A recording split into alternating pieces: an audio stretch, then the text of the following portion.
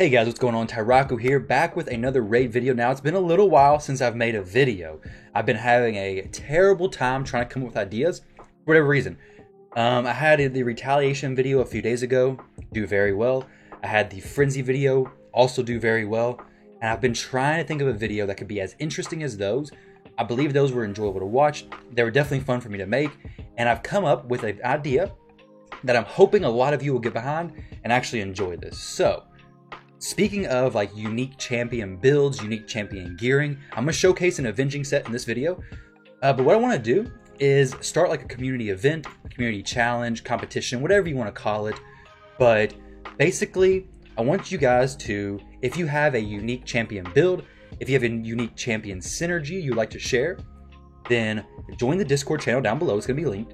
Send me a DM, or I'm going to create a channel. Actually, just send me a DM. I'm going to use the Discord specific category and channel to have like voting for all the people who enter. So like when you send me a video, we'll feature the account, however that may be. We'll feature the synergy that you have, and then we'll go through and do votes. And whoever wins the votes, there'll be a cash prize at the end. I'm not for sure if I'm going to do it with like first, second, and third place or what it's going to be, but I'm thinking of maybe either $50, $25, $10. Who knows what it's going to be right now.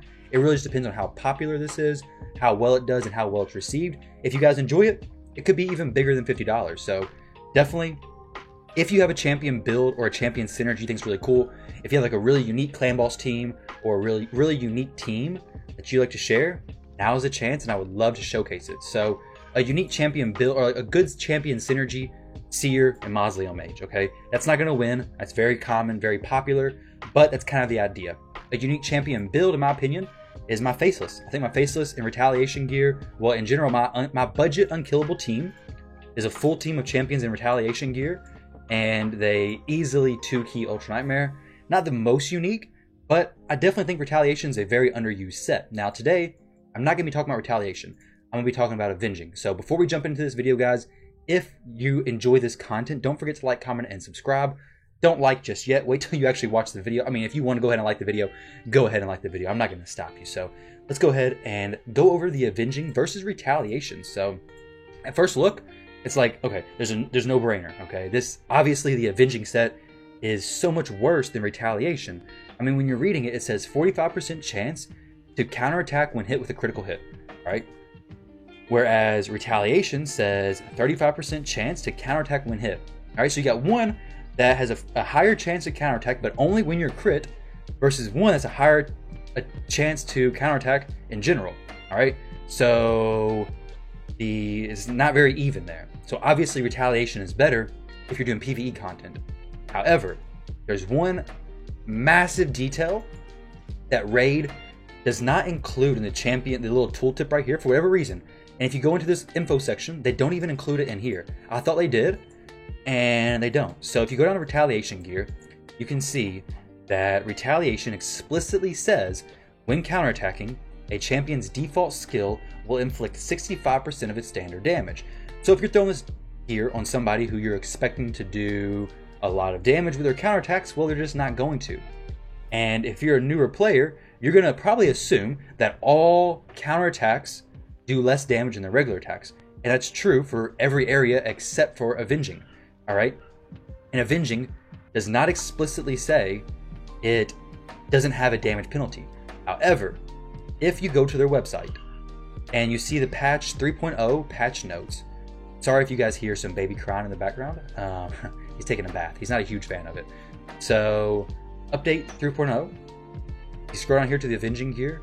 It actually says has no damage penalty. So I don't know why Plarium doesn't include that. I think that's a huge thing they should throw in this text. I mean, not a ton of people actually go here to this text, but they should definitely include it, because new players coming into the game may not assume that just because it doesn't explicitly say it, it doesn't actually have it. So definitely keep that in mind.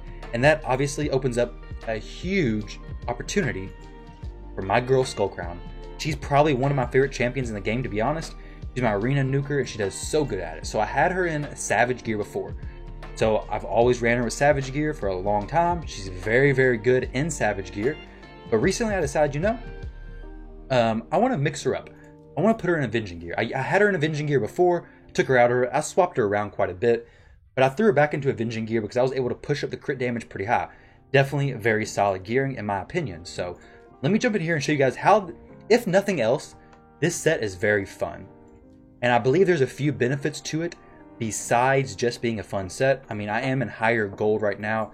I did push this up some because obviously the arena is filled with so many bots. While they're fun to farm the medals, it doesn't really do good for a video. Like if I jump in here and show you guys a match against level 1 Kales, you're gonna be like, okay, yeah, what's the point? What's the point of this? I could literally one-shot them with my Fellhound, like anybody. A campaign farmer can farm these level 1s. But this team, I mean, it is what it is. You did get to see a Skull Crown counterattack there. I want to go against a team who is maybe a little bit faster and who I can really showcase. Let me see if I can do it against this team. So there's one really cool thing about this. Okay, so a while back, I actually wanted to do a community event where it's going to be whoever could have the biggest difference in power would win. Okay, so if you had a 52,000 power team versus a 178,000 power team and you won that match, then you'd win the community event. However, I realize this is unfair because Skull Crown is an absolute monster in Avenging Gear. This may not work as expected because my Skull Crown may be too fast. In order to get this to work optimally, you need a few things. I mean, it's quite a few things that may not actually be like reasonable to achieve. You need your Skull Crown to be kind of slow, which isn't difficult to do. Mine's geared for speed in the arena though, so it's not going to work here. But if I could, I'd take attack percent boots, put it on her, make her speed very, very low. You'd have to go against a team who doesn't have a debuff removal, a team that doesn't have a stun, because stun locks you out completely and you can't counterattack. A team that, I think those are really the three things. I mean, those 2 or 3 things. So Trunda sometimes is okay, but you really want to look for teams who have like a lot of turn meter reduction. Helps out so much. A really fast team, that's awesome. Fast team works out amazing against this little strategy I'm about to show you. So this is actually a good example, unless I get frozen by Torment, which I don't know if I will. Maybe if I get the unkillable popped up, we'll see. This could be a perfect example though, because every time I get hit by a crit, I'll be counterattacking, and the Fushan's definitely gonna be critting on me. So hopefully we get a good turn meter reduction. He has a stun, crap. So that ruined it, but you guys get the idea. Obviously, this could be a very fun strategy to do. I mean, if you're lower in the arena and you want to just solo with Skull Crown, because she gets unkillable, okay? And she never takes a turn, ideally. If she's slow, she'll never take a turn. Hopefully, the stun doesn't get placed on her. Throw in resistance gear if you really want to get crazy with it. And just literally solo all the teams. So fun.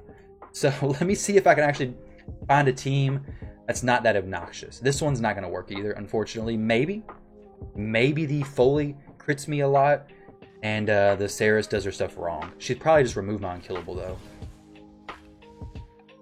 Alright, so Lysandra, I need her to fully reduce that. She's going to remove my unkillable. Freaking trolling me. Okay, so these teams, obviously with Skull Crown by herself, I'm not able to like really showcase what she does. Obviously I could jump in here with my regular arena team and it does perfectly fine. But what I want to show you is that Skull Crown by herself could be a fun champion to do in the arena. While it's very specific and doing that is not very realistic, if you actually throw her into a team, like an actual arena team, and you're not going first, it does have massive benefits, because whereas before, if you don't go first, your Skull Crown gets 1 hit, okay? So you can typically account on Skull Crown getting 1 hit throughout the match because she has her unkillable, and then she'll attack right after that. Whereas if you have this ability, most people who are doing actual damage in the arena build their champions with crit rate, right? Like, why would you do it with no crit rate? So you're going to be getting crits, and you have a 45% chance to counterattack. And if you're using somebody like Skull Crown, she's going to hit hard. There's no damage reduction, so it's amazing. Now, obviously, not everybody has Skull Crown, so I know it's not going to be realistic to use Skull Crown in all these situations. The reason why I like Skull Crown with the Avenging set so much, obviously, is because she has Unkillable. However, if you want to use another option, you can definitely build up champions who you throw into an arena with maybe a big champion with a shield set, okay? So have like a Harvest Jack in here, and maybe have the Avenging set on, say, a Bellower. Because remember, this works on anybody if they're critically hit, okay? So if you had it on, it's obviously best on champions who have AoEs on their ability 1, and I may even build a Bellower like this down the road. because Bellower actually has a block cooldown skills on his ability 1. Granted, it's only a 20% chance of placing it, but if you're able to get this off, this really does some good work against the enemy team and is very helpful. And if you're constantly just counterattack, very good. Now, if you're gonna do this, you may want to build him a little bit more tanky. With Skullcrown, you don't have to worry about the tanky build. With someone like Bellower, you definitely do. Now, I haven't looked in too much if there's like any defensive-based champions with an AoE A1 ability. If you guys know of some, let me know down in the comment section below, because obviously they'd be very good in Avenging Set, or other champions who you've used Avenging Sets on in the arena. But the one that really just stood out to me is Skullcrown. I think Skullcrown's amazing in it. Definitely some other options. But if you end up giving this a shot without using a Skullcrown, let me know how it goes for you. I'm probably going to test it out with a champion with a shield set. And I mean, heck, you could even do a Maneater to cast the Unkillable, and you wouldn't even have to worry about the survivability, because you won't die. As long as you don't get the debuffs removed. Shield set seems pretty safe though, but same thing. You're worried about Madams or anything like that removing the buffs, and the shield set just coming off. So you do have to make sure they can stay alive long enough to actually get the counterattacks, because if they're just one shot, of course, they can't counterattack. But this is a very fun set. I'm going to be using it tomorrow on stream during my plat push. So if you're not following me on the Twitch side of things already, make sure to go over there and give me a follow. Twitch.tv/Tyraku. I'm live every day except for Tuesdays and Thursdays from 11 p.m. till 3 a.m. Eastern Time. Tomorrow I will be pushing with my 330 speed Siphi, and we'll be trying for like the 14th week in a row to get making a plat. We've been getting really close. My Siphi's a little bit slow, but this Skullcrown and Avenging is going to do some work. So thank you guys for watching the video. I hope you enjoyed. Definitely enter this unique champion build, unique champion synergy contest. I'd love to get a good turnout for this, and I'd love to give some good rewards out, guys. So thank you again for watching. Hope you enjoyed the video. I'll catch you in the next one.